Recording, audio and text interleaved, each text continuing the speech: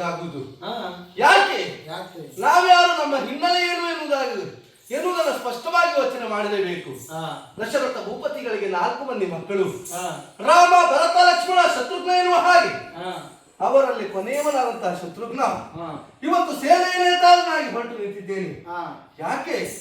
ರಾಮಚಂದ್ರ ವನವಾಸಕ್ಕೆ ಹೊರಟಂತಹ ಸಂದರ್ಭದಲ್ಲಿ ತಮ್ಮನಾಗಿರುವಂತಹ ಲಕ್ಷ್ಮಣ ಅಣ್ಣನ ಸೇವೆಯನ್ನು ಮಾಡುವುದಕ್ಕೆ ನಾನು ನಿನ್ನ ಜೊತೆ ಬರ್ತೇನೆ ಎನ್ನುವ ಹಾಗೆ ಅಣ್ಣನನ್ನ ಬೆಂಬಲಿಸಿ ನೇರವಾಗಿ ಕಾಡನ್ನ ಸೇರಿದ. ಕಾಡಿಗೆ ಹೋದಂತಹ ನನ್ನ ಅಣ್ಣನಾದಂತಹ ಲಕ್ಷ್ಮಣ ಅಣ್ಣನಾದ ರಾಮಚಂದ್ರನೊಂದಿಗೆ ಸೇವೆಯನ್ನು ಮಾಡುವುದರ ಮೂಲಕವಾಗಿ ರಾಮಸೇನೆಯಲ್ಲಿ ಅವನ ರಾಮಸೇವೆಯಲ್ಲಿ ನಿರತನಾದ. ಆಮೇಲೆ ಭರತನೂ ಕೂಡ ಹಾಗೆ ಅವನ ಜವಾಬ್ದಾರಿಯನ್ನು ಕಳೆದುಕೊಂಡ. ಹೇಗೆ?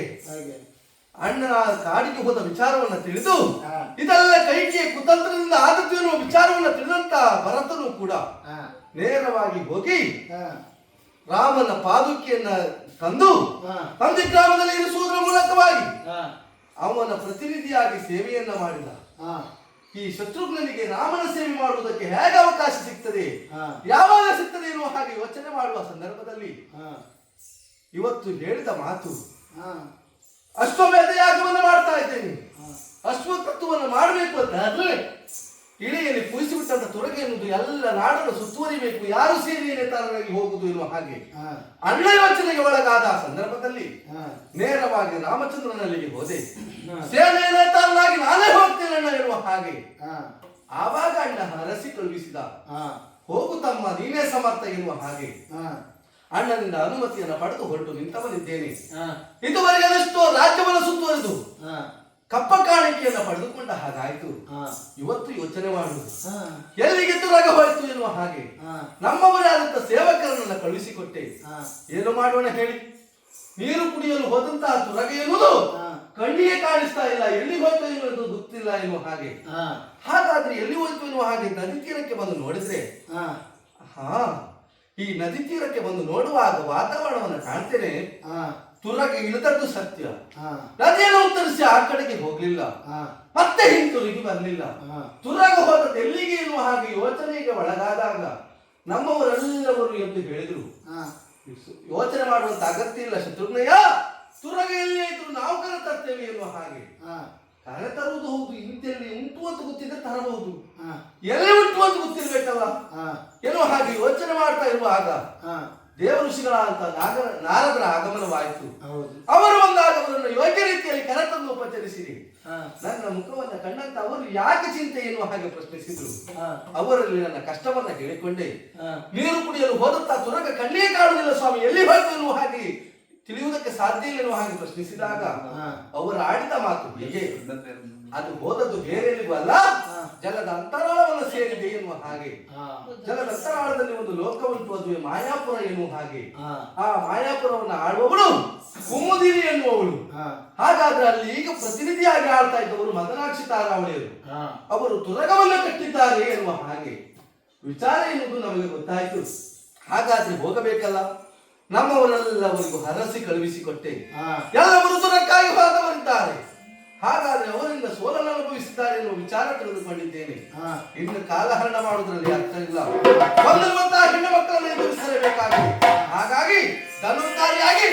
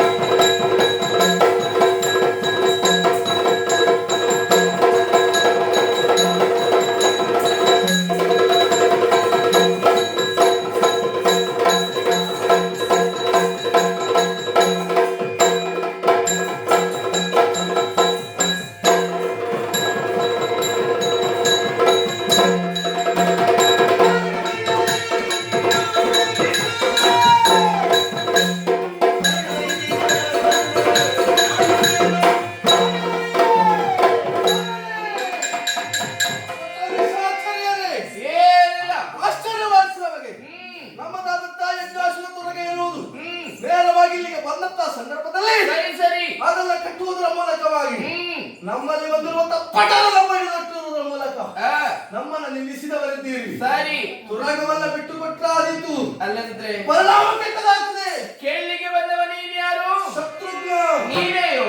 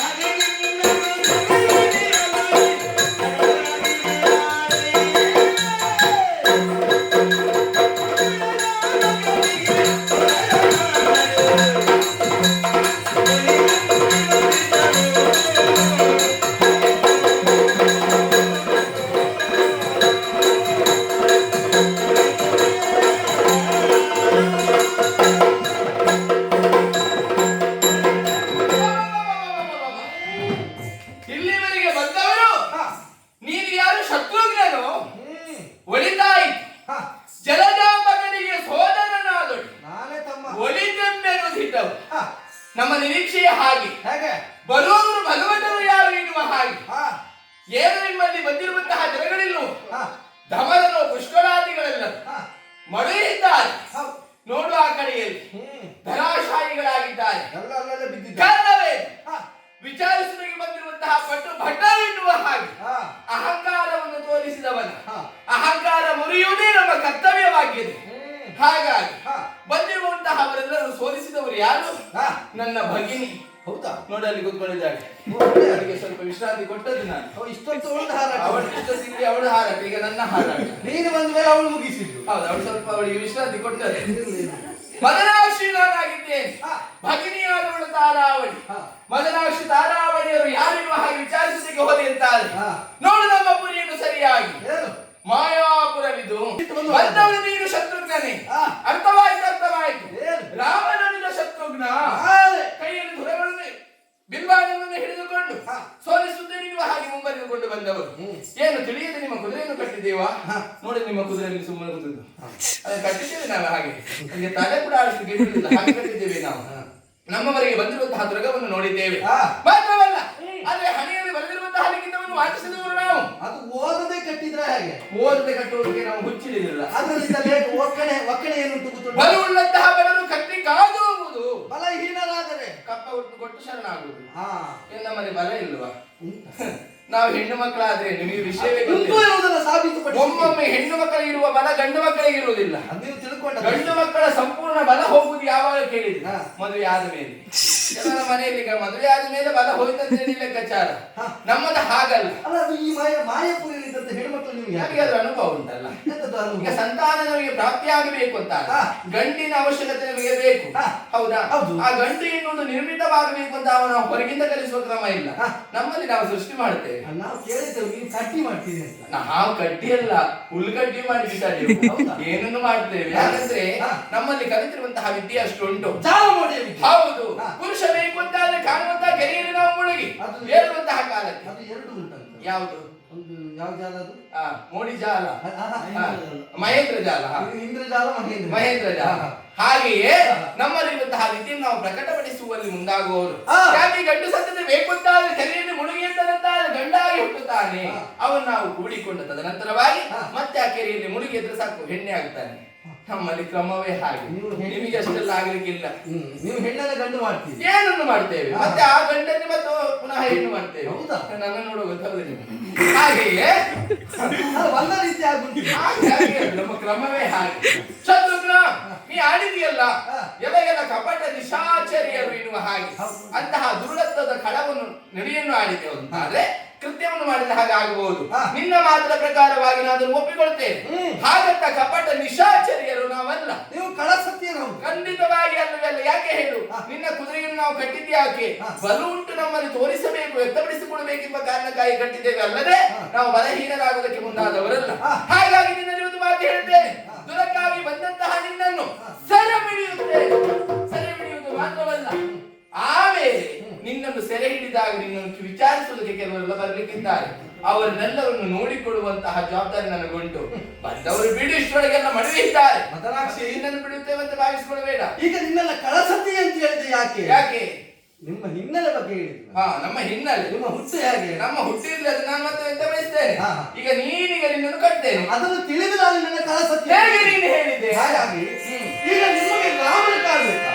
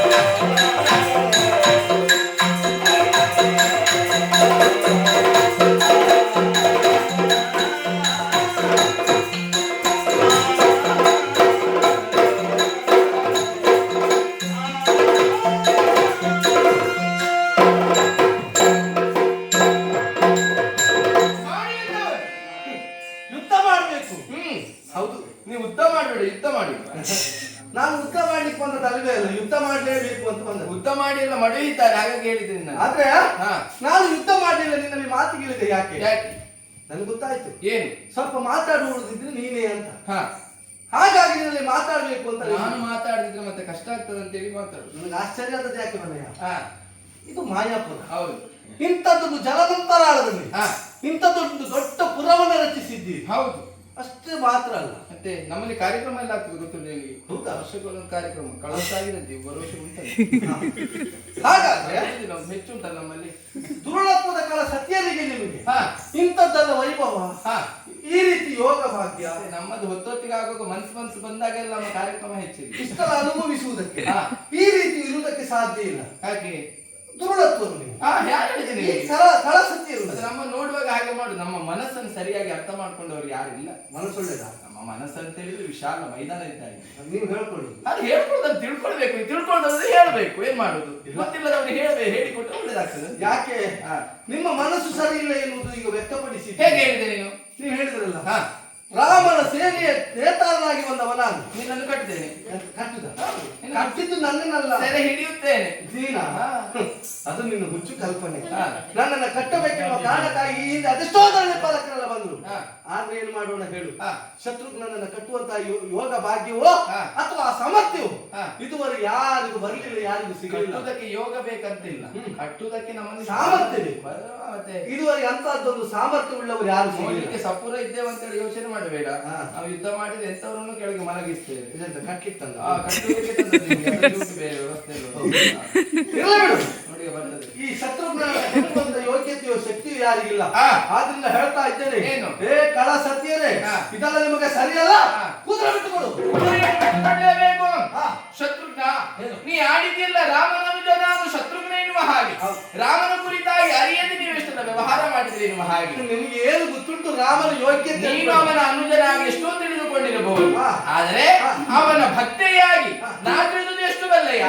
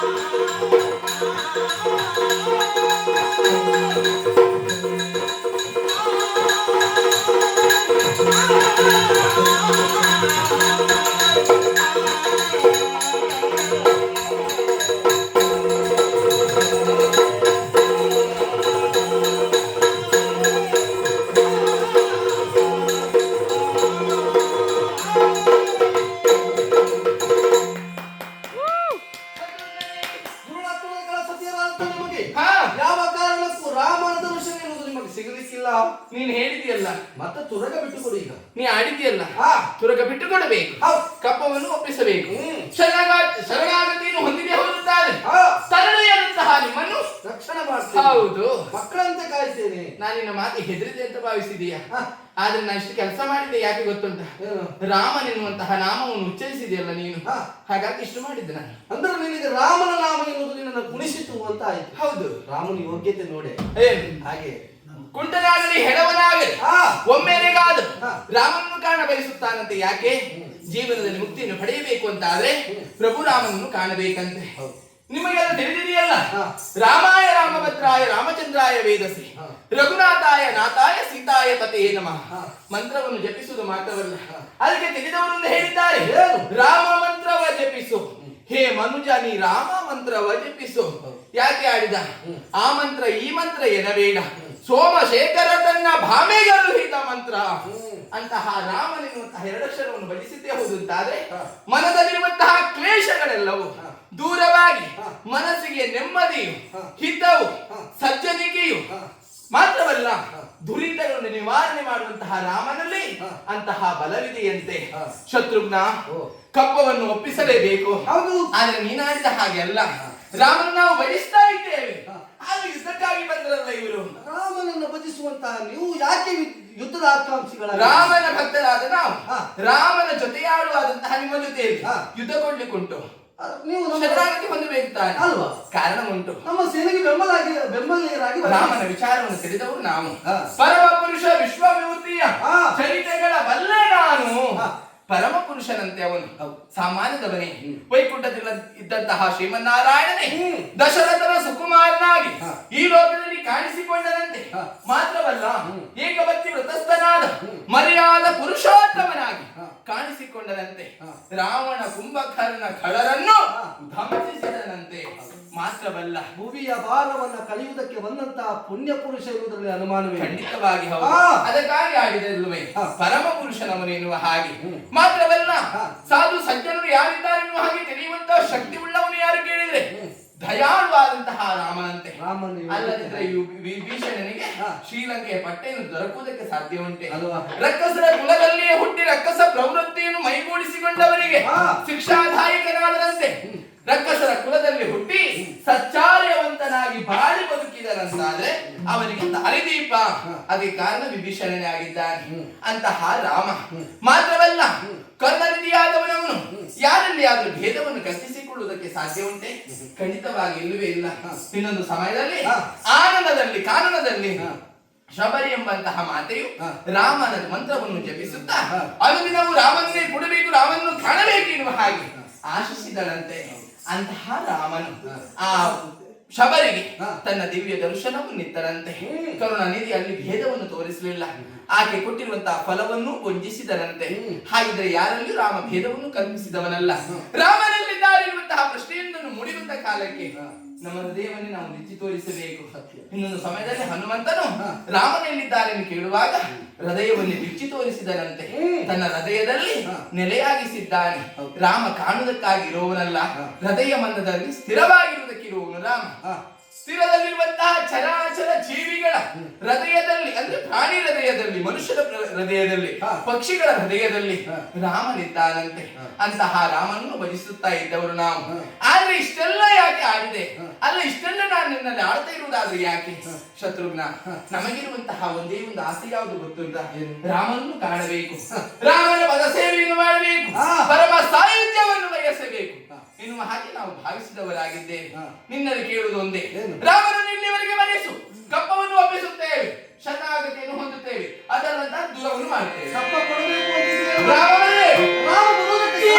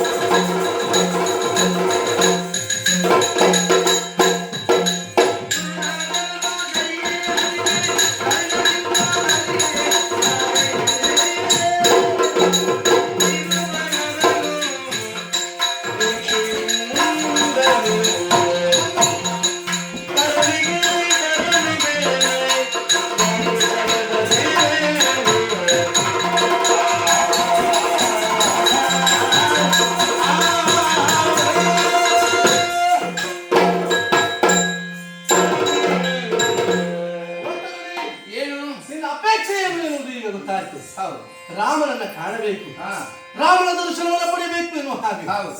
ನೀನಂತಲ್ಲ, ಮತ್ತೆ ಇದುವರೆಗೆ ಇದ್ದಂತಹ ಭಕ್ತಾದಿಗಳ ಆಸೆಯು ಹಾಗೆ, ಹಾ ರಾಮನನ್ನ ಎಂತೂ ಕಾಣ್ತೇವೆ ಎನ್ನುವ ಹಾಗೆ. ಹೌದು. ಆದ್ರೆ ಏನು? ರಾಮಚಂದ್ರನ ದರ್ಶನ ಆಗಬೇಕು ಅಂತಿದ್ರೆ ಹಾ. ಅಷ್ಟು ಸುಲಭದಲ್ಲಿ ರಾಮನ ದರ್ಶನ ಎನ್ನುವುದು ಸಿಗುವುದಕ್ಕೆ ಸಾಧ್ಯ ಇಲ್ಲ. ಆಹಾ. ಈಗ ನೀನು ಬರಮಾಡಿಕೊಳ್ತೇನೆ ರಾಮನನ್ನ, ರಾಮನನ್ನಲ್ಲಿ ಕರೆಸಿಕೊಳ್ತೇನೆ ಅಂತ ಛಲದ ನುಡಿಗಳನ್ನು ಆಡಿದ ಹೋಗುವಂತಾದ್ರೆ ಅದು ನಿನ್ನ ಕಾರ್ಯ ಎನ್ನುವುದು ಕೈಗೂಡುವುದಕ್ಕೆ ಸಾಧ್ಯ ಇಲ್ಲ. ಯಾಕೆ? ಯಾಕೆ? ರಾಮ ಈಗ ಇದ್ದ ಸ್ಥಿತಿಯನ್ನು ಎನ್ನುವುದನ್ನು ನೀನು ಆಲೋಚನೆ ಮಾಡಬೇಕು. ಏನಾಯ್ತು ನಮ್ಮ ರಾಮ? ದೀಕ್ಷಾಬದ್ಧರಾಗಿ ಕುಳಿತುಕೊಂಡಿದ್ದಾನೆ ರಾಮ. ಹಾಗೆ ಯಾಗ ಪೂರ್ಣಾವತಿ ಆಗದೆ ಬ್ರಹ್ಮಹತ್ಯೆ ದೋಷ ನಿವಾರಣೆಗಾಗಿ ಮಾಡಿರುವಂತಹ ಯಾಗ.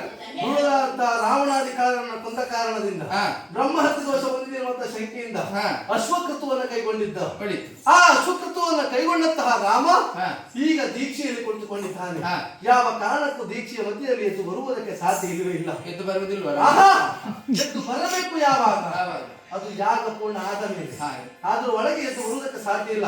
ಆದ್ರಿಂದ ಹೇಳ್ತಾ ಇದ್ದೇನೆ, ಅವನ ದರ್ಶನವನ್ನ ಈಗ ಪಡೆಯುವುದಕ್ಕೆ ಸಾಧ್ಯ ಇಲ್ಲ. ದರ್ಶನ ಪಡೆಯಬೇಕೆನ್ನುವಂತ ಆಸೆ ಉಂಟು ಅಂತ ಆದ್ರೆ ಅದನ್ನ ಮುಂದೆ ನಿನಗೆ ಕಲ್ಪಿಸಿ ಕೊಡ್ತೇನೆ. ಈಗ ಕುದುರೆ ಬಿಟ್ಟುಕೊಂಡ್ರೆ ಯಾಕೆ ಇಷ್ಟೆಲ್ಲ ಆಡಿದ ಬಲ್ಲೆಯ? ನಾವ್ಯಾರು, ನಮ್ಮ ಸ್ಥಿತಿಯನ್ನು ಹಾಗೆ ಅರಿತವರು ನೀವು ಅಲ್ಲಿವೇ ಅಲ್ಲ. ನಾವಿಲ್ಲಿದ್ದವರಲ್ಲ, ನಾವೆಲ್ಲ ಲಂಕೆಯಲ್ಲಿ ಇದ್ದವರು. ಲಂಕೆಯಲ್ಲಿ ಬೇಡದಿರುವಂತಹ ಕೃತ್ಯವನ್ನು ಮಾಡುತ್ತಾ ಇದ್ದಂತಹವರು ನಾವು, ಮಾರೀಚನ ಸಹೋದರಿಯರು. ಹೌದಪ್ಪ, ಏನು ಮಾಡೋಣ ಹೇಳಿ, ನಮಗೆ ಶಾಪ. ಆ ಶಾಪದ ನಿಮಿತ್ತವಾಗಿ ಕಾಣುತ್ತಿರುವಂತಹ ಮಾಯಾಪುರಿಯಲ್ಲಿ ರಕ್ಕಸರಂತೆ ಇರಿ ಎನ್ನುವ ಹಾಗೆ ಶಾಪವನ್ನು ಕೊಟ್ಟವರು. ಓ, ಈ ವಿಚಾರವನ್ನು ನಾನು ಕೇಳಿದ್ದೇನೆ. ಹಾಗಿದ್ರೆ ಅಲ್ಲಿ ಇಬ್ಬರು ರಕ್ಕಸರಿದ್ದಾರೆ. ಹೌದು, ಒಂದು ಸುಭಾವು ಮತ್ತೊಂದು ಮಾರೀಚ. ಸುಭಾವನ್ನ ಕೊಂದು ಮುಗಿಸಿದ ರಾಮ. ಮಾರೀಚನನ್ನ ಕವಲಂಬಿನಿಂದ ಯೋಜನಾಂತರ ಹಾರಿಸಿದ. ಹೌದು. ಓಹೋ, ಅವನು ಇಲ್ಲಿ ಒಂದು ಮನೆ ಕಟ್ಟಿದ್ದ. ಹೌದೌದು, ಏನ್ ಮಾಡೋಣ, ನಮಗೆ ಶಾಪದ ನಿಮಿತ್ತವಾಗಿದ್ದವರು ನಾವು. ಮತ್ತೆ ಭೂಲೋಕದಲ್ಲಿ ಎಲ್ಲಿದ್ರು ನಿಮ್ಮನ್ನ ಬಿಡ್ಲಿಕ್ಕಿಲ್ಲ. ಬಿಡುವುದಿಲ್ಲ, ನನಗೆ ಗೊತ್ತುಂಟಲ್ಲ. ನೀರು ನಡಿಯಲ್ಲಿ ಬಂದದ್ದು, ಇಲ್ಲಿ ಯಾರು ಸ್ವಲ್ಪ ಗೊತ್ತಾಗಲಿಕ್ಕಿಲ್ಲ ಅಂತ ಹೇಳಿ. ಆದ್ರೆ ಏನು ಮಾಡುವ, ನಮ್ಮ ಶಾಪ ವಿಮೋಚನೆ ಹೇಗೆನ್ನುವುದಾಗಿ ಕೇಳಿಕೊಂಡಂತಹ ಕಾಲಕ್ಕೆ ಮುಂದೊಂದು ಸಮಯದಲ್ಲಿ ಕೋದಂಡರಾಮನ ದರ್ಶನ ನಿಮ್ಮ ಪಾಲಿಗಾದ ಕಾಲಕ್ಕೆ ನಿಮಗೆ ಅನುಗ್ರಹ ಬಿಡುತ್ತಾನೆ. ಆ ಜಯರಾಮನನ್ನು ಸ್ತುತಿಸುತ್ತಾ ಇರಿರುವ ಹಾಗೆ ಆಡಿದ್ರು. ಹಾಗಾದ್ರೆ ರಾಮ ನಮ್ಮ ಪಾಲಿಗೆ ಕಾಣಿಸಿಕೊಂಡಲ್ಲಿಗೆ ಪರಮ ಸಾಹಿತ್ಯವನ್ನು ಬಯಸುವುದಕ್ಕೆ ನಮಗೊಂದು ಅವಕಾಶ. ಹಾಗಾಗಿ ಇಷ್ಟೆಲ್ಲ ಮಾಡಿದ್ದೇವೆ.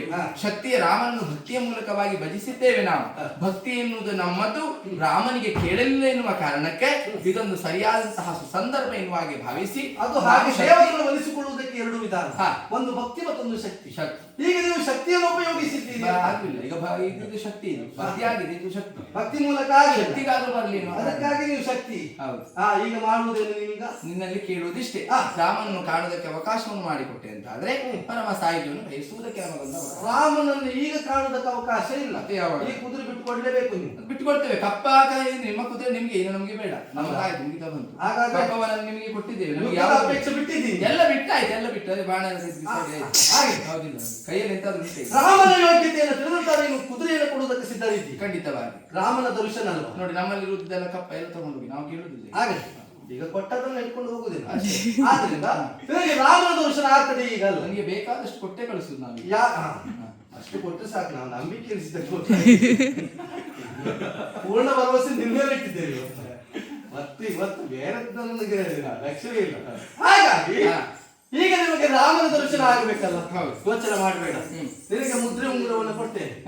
ಯಾಗ ಪೂರ್ಣಾವತಿಯ ಸಮಯದಲ್ಲಿ ಅಲ್ಲಿಗೆ ಬಂದೆ ಅಂತ ರಾಮನ ದರ್ಶನವನ್ನು ನಾನು ನಿನಗೆ ಕಲ್ಪಿಸಿ ಕೊಡ್ತೇನೆ. ಸಂತೋಷ, ಸ್ವೀಕರಿಸಿದ್ದೇನೆ ನಾನು. ಶತ್ರು ಇಷ್ಟುಪಕಾರ ಮಾಡಿದಂತಹ ನಿಮಗೆ ಕುಮುದಿನಿಯ ಪರವಾಗಿ ನಾನಾಡುವಂತಹ ಮಾತೊಂದು. ಆದ್ರೆ ನಮ್ಮ ಜೊತೆ ಯುದ್ಧವನ್ನು ಮಾಡಿದ ಕಪ್ಪವನ್ನು ಒಪ್ಪಿಸಿದ್ದೇವೆ. ಮುಂಬರೆದುಕೊಂಡು ಹೋಗುತ್ತಿರುವಂತಹ ಕಾಲಕ್ಕೆ ಮುಂದೆ ಹೋಗುತ್ತದೆ ಗೊತ್ತುಂಟು, ದ್ವಿಜಯ ಕುದುರೆ ಅಲ್ಲ. ಮುಂದೆ ಹೋಗುತ್ತಿರುವಂತಹ ಕಾಲಕ್ಕೆ ಜ್ಯೋತಿರ್ಮಯದ ಎನ್ನುವಂತಹ ಪ್ರದೇಶವನ್ನು ನಿಮಗೆ ಸಿಗ್ತದೆ.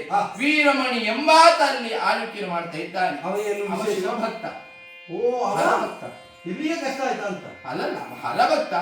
ಹರಿಯ ಭಕ್ತನಾಗುವುದು ಆಗಬಾರದು ಅಂತೇನಿಲ್ಲ. ಯಾವ ಕಾರಣಕ್ಕೂ ಹರಿಯಲ್ಲಿ ಬಲುಮೆ ಇಲ್ಲ ಎನ್ನುವಂತದ್ದನ್ನು ಅವನ ತಲೆಯಲ್ಲಿ ಯೋಚನೆ ಮಾಡಿದ್ದಾನೆ. ಎಣಿಸಿಕೊಂಡದ್ದು ಬ್ರಹ್ಮಾಂಡಕ್ಕೆ ಒಡೆಯ ಈಶನೊಬ್ಬನೇ, ಮತ್ತೊಬ್ಬನಿಲ್ಲ. ಹರಿಯು ಲೋಕದ ಒಡೆಯ ಎನ್ನುವುದನ್ನು ತೋರಿಸಿಕೊಡಬೇಕಾಗಿದೆ. ಅಳಿಲು ಸೇವೆಯಾಗಿ ನಿಮಗೆ ಕೊಡ್ತಾ ಇದ್ದೇವೆ. ಯಾಕೆ?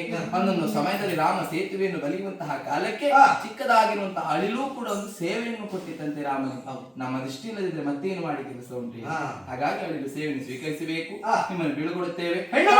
ನಿಮ್ಮನ್ನ ಸೇನೆ ಬೆಂಬಲಿಗರ ರಾಜನಾಗಿ ಕರೆದುಕೊಂಡು ಹೋಗುವುದಕ್ಕೆ ಸಾಧ್ಯ ಇಲ್ಲ. ಹಾಗಾಗಿ ಶರವನ್ನು ಕೊಡುವುದರ ಮೂಲಕವಾಗಿ ನಮ್ಮ ಸೇನೆಗೆ ನೀವು ಸಹಾಯ ಮಾಡ್ತೀರಿ ಅಂತ ಆದ್ರೆ ಶರವೇಗದಲ್ಲಿ ನೀವು ಹೋದ್ರಾಯ್ತು. ಆಗ ನಾವು ರಾಮನನ್ನೇ ಭಜಿಸುತ್ತಾ ನೇರವಾಗಿ ಅಯೋಧ್ಯೆಯನ್ನು ಸೇರಿಕೊಳ್ಳೋಣ.